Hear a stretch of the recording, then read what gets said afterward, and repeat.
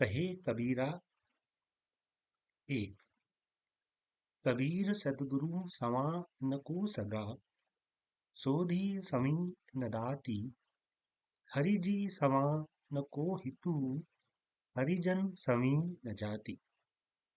कबीर कहते हैं कि कबीर सतगुरु सवा न को सगा। जो सतगुरु है, सच्चा गुरु है, सदगुरु है, उसके समान कोई सगा संबंधी नहीं है। सोधी समी न दाती, और जो दान है, दाती देने वाला, सोधी शुद्धि के समान कोई दान नहीं है। शुद्धि का अर्थ यहाँ पर हुआ कि हमारा आचरण शुद्ध हो, हमारा व्यवहार सभी के लिए समान हो। अगर हम किसी के साथ कोई भेदभाव नहीं करते हैं, सबके साथ एक जैसा व्यवहार करते हैं, तो इससे बड़ा कोई दान नहीं है। हरि जी सवा न को हितु, और हरि यहाँ पर कबीर कहते हैं कि जिसे आप अपना सब कुछ मानते हैं, सर्वोच्च सत्ता मानते हैं, या ईश्वर मानते हैं, या सखा मानते हैं,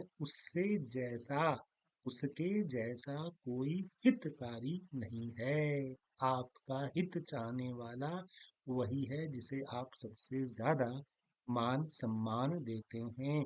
और कबीर यहाँ कहते हैं, हरिजन समी न जाति। और जो व्यक्ति हरि का भक्त है, जिसे वो सबसे ज्यादा मानता है, ईश्वर मानता है, अल्लाह मानता है, जो भी मानता है, वो अगर उसका भक्त है तो वही उसकी जाति है, वही उसका धर्म है। हम किसी भी जाति, किसी भी कुल में जन्म लिए हों, लेकिन यदि हम हरि के भक्त हैं, तो वो उससे बड़ी या उसके बराबर कोई जाति नहीं है। तो यहाँ पर जो विशेष है, वो यहाँ पर आया है।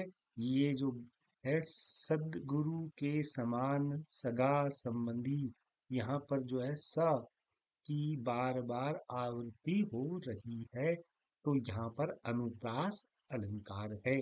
इसके अलावा एक अलंकार और है, क्योंकि यहाँ पर जो है उपमा अलंकार है। क्यों है उपमा अलंकार? क्योंकि यहाँ पर इस साखी में सदगुरु को की तुलना की गई है सगे संबंधियों से।